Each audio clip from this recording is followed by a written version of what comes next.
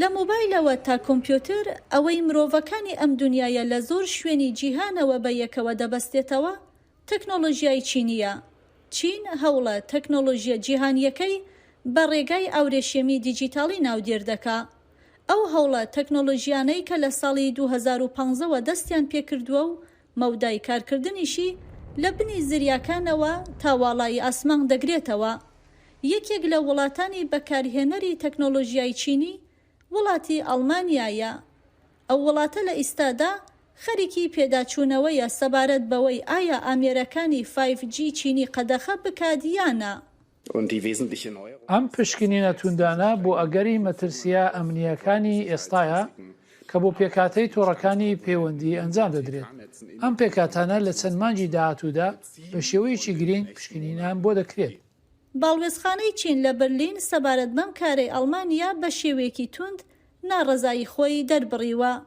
لە ئەمریکاش سنووردارکردنی بەهێزی تەکنۆلۆژیای چینی لە سەردەمی دانەڵد ترامپ سەرۆکی پێشووی ئەمریکا بەهۆی نیگەرانی ئەمنیەکانەوە بۆ سەر ئاسایشی نیشتیمانی دەستی پێکرد. لە بریتانیاش بڕیارە تەکنۆلۆژیای هەواوی لە تۆڕەکانی 5G لا ببرێ. لە ساڵی 2020 تا چین ڕەخنە لەم بڕیارەی بریتانیا دەگرێت سەبارەت بە سنووردارکردنی تەکنۆلۆژیای چینی. بەریتانیا بەبێ هیچ بەڵگەیەکی ڕوون و کۆنکرێتی بە بیانووی کۆمەڵێ مەترسی کە بە هیچ شێوەیەک بوونیان نییە بۆ چەوساندنەوە و هەڵاواردن و دوورخستنەوەی کارگەکانی چین هاوکاری ئەمریکای کردووە. شارەزایەکی بواری ئاسایش دەڵێ نیگەرانی ئەمنیەکان سەبارەت بە توانای پەکین بۆ سیخوڕیکردن لە ڕێگای تەکنۆلۆژیای چینی و کۆنتڕۆڵکردنی ژێرخانی پەیوەندیەکان بووەتە هۆی ئاگادارکردنەوەی زەنگی مەترسی لە هەندێک لە وڵاتانی ڕۆژاوا. بەڵام هەندێک لە وڵاتان لە باشووری ڕۆژهەڵاتی ئاسیا بگرە تا وڵاتانی ئەفریقایی پێشوازیان لە پێشنیارەکانی چین کردووە بۆ ڕێگایەکی هەرزانتری پەیوەندیە دیجیتاڵیەکان. لە ئەفریقا پێم وایە گفتوگۆکان کەمێک جیاوازترن، وەک چۆن لە بەشەکانی دیکەی ئابووریدا هێندە جەخت لەسەر نیگەرانی ئەمنیەکان ناکەنەوە، بەڵکو بە زۆری جەخت لەسەر ئەوە دەکەنەوە کە چۆن کۆمپانیا چینیەکان بتوانن یارمەتی ئەو وڵاتانە بدەن بۆ پەرەبێدانی ئابووری دیجیتاڵەکانیان.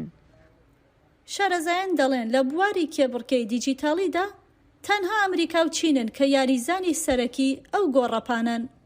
دەشڵێن لە کاتێکدا کێبڕکەکانی نێوان وڵاتان ڕەنگە لە ئاستی جیۆپۆلیتیکدا ڕووبدا، بەڵام کاریگەریشی لەسەر بەکارهێنەران دەبێ. بۆ ئەلیزابێت لی، بەفراوی نووری، دەنگی ئەمریکا، واشنگتۆن.